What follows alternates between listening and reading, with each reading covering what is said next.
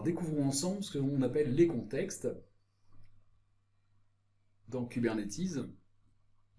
Alors les contextes vont nous permettre d'organiser nos informations sur des clusters, mais également sur les utilisateurs et également les espaces de nom. Et on pourra, pour les utilisateurs, spécifier des mécanismes d'authentification, par exemple par clé, c'est ce qui est fait par défaut, et également par authentification classique, login, password. Alors, on va tout de suite aller voir ce que c'est. Je vais vous montrer quelques petits exemples de ce que ça peut donner, et surtout comment on peut configurer nos espaces de nom, parce que c'est simplement ça qui nous intéresse pour l'instant, surtout, aller spécifier nos espaces de nom et s'enfermer dans un espace de nom. Avec la commande kubectl config, on va pouvoir récupérer ici notre configuration actuelle, c'est-à-dire le contexte dans lequel on travaille. On voit ici la version, notre API, le serveur, où se trouve le serveur, son nom, le nom du cluster. On voit ici également le contexte. Donc le contexte, on a ici le cluster utilisé par l'utilisateur, qui est Kubernetes admin. L'espace de nom utilisé par défaut, il s'appelle défaut, en fait, c'est le premier espace de nom. Ici, le contexte courant, donc c'est Kubernetes admin Kubernetes, l'utilisateur, d'accord. Et ici, donc, on peut ajouter des utilisateurs, des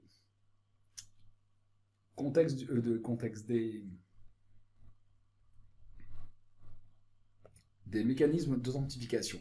Alors, on va prendre un petit exemple qui est sorti de la doc Kubernetes. J'ai créé un fichier qui s'appelle contexte. J'aurais pu l'appeler config plutôt. Où dedans, ici, on va créer en fait une configuration. Dedans, on va créer deux clusters. En fait, on va créer plutôt la possibilité de pouvoir utiliser toutes ces informations. Donc, on va trouver ici deux clusters avec un nom dev et un nom prod. Ici, un utilisateur qui s'appelle développeur, un autre utilisateur qui s'appelle opérateur, et trois contextes. Un contexte qui s'appelle dev front end, le contexte op storage et le contexte home prod. À partir de ce fichier, on va donc, ici, pouvoir travailler à partir de ce fichier, définir des contextes. Alors par exemple, ici, je vais faire un kubectl config. Je lui dis, tu vas utiliser un fichier de configuration. Donc je mets $-kube-config, alors $-kube-config, comme ça. Je précise mon fichier de config, qui s'appelle tout simplement contexte, que j'aurais plutôt dû appeler config. Et je vais lui dire, tu vas utiliser le contexte suivant, un contexte par exemple. Donc on avait pris comme contexte, je ne me rappelle plus, il s'appelle dev front end. Si j'avais bien ça, ok. Il me dit voilà, j'ai switché vers le contexte dev front end. Alors si je tape la commande config, je vais voir la configuration. Ici, je vais lui indiquer toujours le fichier. Je mets view comme ceci et -minify pour éviter d'avoir trop d'informations. Voilà, là il va nous dire que c'est minify. Voilà. Ok. Donc, on voit ici le cluster nul, le contexte cluster, le name dev front end. Donc on est bien dans ce contexte-là. Donc comme vous pouvez voir, on n'a aucune information sur le cluster, sur l'utilisateur, sur les espaces de nom. Donc on va aller configurer tout ça. Donc pour ce faire, on va utiliser toujours la kubectl config. Maintenant, toujours avec le fichier correspondant. Donc kube-config notre fichier, qui s'appelle contexte. Et là, on va positionner. On peut positionner dans l'option -7. 7 contexte, 7 ceci, 7 cela, 7 contexte, 7 cluster. Je vais dire, tiens, on va le mettre dans le cluster dev, parce que je crois que c'est comme ça qu'il s'appelait. Je vais quand même vérifier. Parce que je vais regarder mon fichier d'à côté. Donc, il s'appelle bien dev et l'autre s'appelle prod. Je vais lui indiquer un serveur à utiliser, donc un serveur API. Donc là, je mets n'importe quoi, c'est pas important, c'est un serveur bidon, bien sûr. Donc, ici, je vais le mettre par exemple, je sais pas moi, 12, 34, c'est pas important, je sais pas moi, point 2 par exemple. Et si j'utilise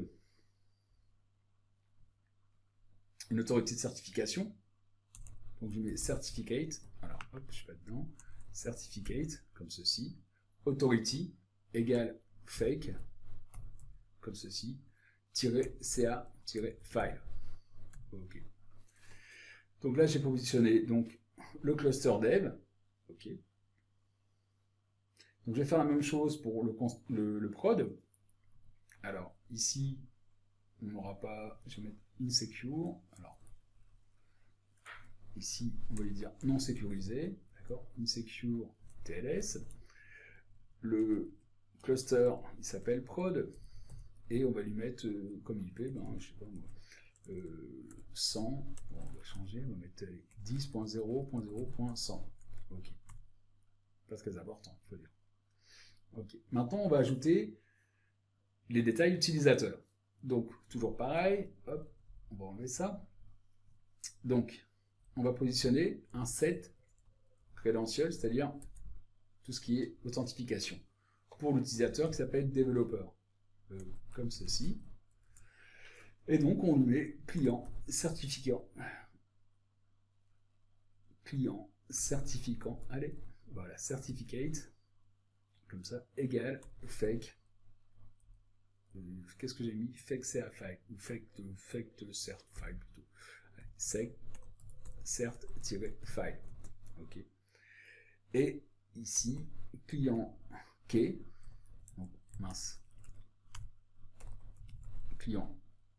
Et bien donc, alors, on y arrive, voilà. Client key égal, et on donc lui met par exemple un fake key, parce que c'est pas bien important. OK. Donc là, on vient de positionner, vous voyez, les informations d'utilisateur pour l'utilisateur développeur. Donc on fait la même chose, cette fois avec, l'opérateur, ou l'opérateur, parce que j'ai mis ça en français, ici. Donc, oui, username, alors deux tirets, username, parce qu'on a besoin d'un utilisateur, on pourrait l'appeler hop par exemple, donc je vais mettre opérateur, hein, je vais remettre ça comme ça, et ici deux tirets, voilà, deux tirets, password, OK, égal, et je mets, je sais pas, PW, c'est pas important, ou fake, voilà, comme ceci, d'accord. Et maintenant qu'on a positionné donc ici le développeur, l'opérateur, les clusters prod, le cluster dev, on va pouvoir ajouter ici notre contexte. Donc, toujours pareil, ici on va faire un... je peux reprendre comme ça, voilà. Alors, ajoutons donc les détails des contextes, toujours la commande kubectl config avec notre petit fichier, cube config égale notre fichier qu'on a appelé contexte. On va positionner donc un contexte. Donc set contexte. Alors les contextes, on avait dev front end, comme ceci, front end plutôt. Voilà. Le cluster, alors 2 cluster, mince, on y arrive, 2 cluster, comme ceci, d'accord, avec le cluster qui s'appelait dev. On va créer un namespace, donc on lui donne un namespace dans lequel les utilisateurs vont évoluer. On va l'appeler development, comme ceci, ou développement, ce qu'on a en français. Et un user, le user, qui s'appelle donc développement, qui s'appelle développeur. Dev, avec 2P. Donc kubectl config, on positionne un contexte qu'on appelle dev frontend, qui est dans le cluster dev, avec un namespace development. Hop, c'est parti. Donc nous voilà, j'ai fait, le contexte a été modifié. Donc je fais la même chose pour l'autre utilisateur, parce qu'il y a en fait il y a 3 contextes, hein, si vous vous rappelez. Il y a le contexte home prod et hop storage. D'accord. Donc on va faire la même chose, mais cette fois on va prendre comme utilisateur qui s'appelle opérateur, comme ceci. Le contexte, alors le cluster, il est dans la prod. L'espace de nom, voilà, je vais l'appeler storage, comme ça, c'est pour le stockage. Donc storage, un coup c'est français, un coup c'est anglais. Et le nom du contexte, qui est hop-storage. Donc on se retrouve avec ici 2 contextes. d'accord? Et un troisième, donc toujours opérateur, lui, il s'appelle hop, prob, donc je vais mettre production ici, prod, comme ceci. Donc le cluster, toujours cluster prod, et opérateur production. Comme ceci, c'est mis prod. Comme ça, ok. Et maintenant, je peux faire un petit kubectl config view. Alors, kubectl avec mon fichier, hein, ici. Config view, comme ceci. 2-cube config, et on va aller chercher notre fichier. Voilà, le fichier correspondant, qui s'appelle contexte. Et on va voir les contextes. Ici, les contextes, les clusters, et ainsi de suite. Ok. Il nous dit que, tac, tac, tac, ah bah oui, que j'avais déjà mis view, hein. D'accord, voilà, c'est peut-être mieux comme ça. Ok, donc on peut voir ici, vous voyez, ici. Donc, c'est un objet, hein. On a les clusters, cluster ici, dev, avec son IP, l'autorité de certification, le cluster prod, où il n'y a pas de sécurisation dessus, d'accord, c'est juste pour vous montrer, hein. Les contextes disponibles, donc le contexte dans le cluster dev qui s'appelle avec un namespace développement, un utilisateur développeur et un nom de contexte dev front L, ainsi de suite. D'accord. Et donc on va pouvoir positionner ici nos utilisateurs dans certains contextes, ou dire je suis tel utilisateur, je travaille dans certains contextes. Alors normalement comment ça se fait?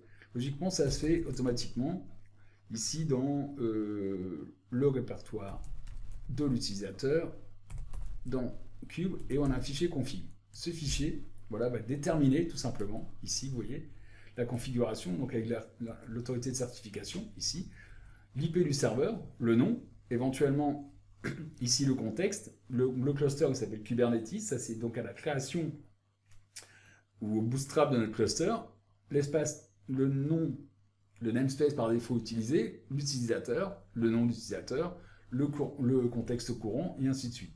D'accord? Et ici, donc, et ici, donc, l'utilisateur, Kubernetes admin, avec son certificat, ou ses données de certification, ici. Ok. Dans le même principe, on pourra utiliser, ici, dans config, donc je vais juste switcher, en fait, tout simplement, hein, ou positionner un nouveau contexte. Donc, toujours à partir de mon fichier, cube config, il s'appelle contexte, non, égal contexte, comme ceci. Ok. Là, on va lui dire, tu vas utiliser le contexte, par exemple, qui s'appelle dev front end, comme ceci. Voilà. Il nous dit, voilà, tu as switché de contexte. Donc, si je veux voir mon contexte actuellement, ben, je vais juste taper la commande. Donc, kubectl, config. Alors, je pourrais faire juste un config view, comme ceci, mais il va aller, hop, ici. Vous voyez, qu'est-ce qu'il va chercher? Il va chercher mon fichier de configuration, parce que on n'a pas fait de fichier de configuration. Si je lui dis, va chercher le fichier de configuration kubeconfig, alors le kubeconfig, je peux très bien l'utiliser et le mettre dans le répertoire de l'utilisateur, bien sûr. Donc je lui dis kubeconfig, tu vas aller chercher le fichier qui s'appelle contexte, et tu vas nous afficher ça. Et on lui rajoute minify, histoire de récupérer seulement le contexte correspondant. Et donc on voit ici, pourtant j'avais bien switché de contexte, voilà, ici, donc le cluster, d'accord, mon espace de nom, ici, le user, et ainsi de suite. Voilà la configuration dans laquelle je me trouve, ou dans laquelle on se trouve. Donc si je fais un kubectl get node, je ne sais pas ce que ça va me donner. Ok. Bah allez, je suis un peu bête, c'est à moi d'aller prendre le fichier de config ou d'aller lui indiquer, alors si je fais ça, je ne sais pas si ça fonctionne, kubectl égale contexte, là ça va être autre chose probablement, voilà. Il nous dit qu'il n'y a pas de fichier correspondant, il n'y a pas le fichier, n'importe comment, même s'il y avait eu le fichier, il n'aurait pas pu aller se connecter dessus parce qu'il n'existe pas, on est bien dans le contexte correspondant. Et si je fais un kubectl getNS pour avoir les namespaces dans lesquels je me trouve, ou les espaces de nom, donc ici on voit des espaces de nom, et pareil, si j'utilise le fichier correspondant, kubeconfig égale contexte, Alors là, c'est pareil, il devrait me rejeter. Voilà, il va me rejeter. Mais vous avez compris le principe. Le principe, c'est comment, en fait, on va pouvoir spécifier des clusters, spécifier des contextes particuliers pour des utilisateurs. Donc, on a vu que si je faisais un get ls,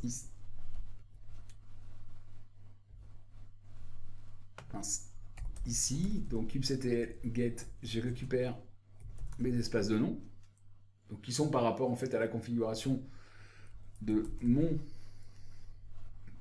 contexte, c'est-à-dire la personne, l'utilisateur, en l'occurrence l'admin ici. Donc là, je suis toujours sur je tape sur mon cluster hein, ici.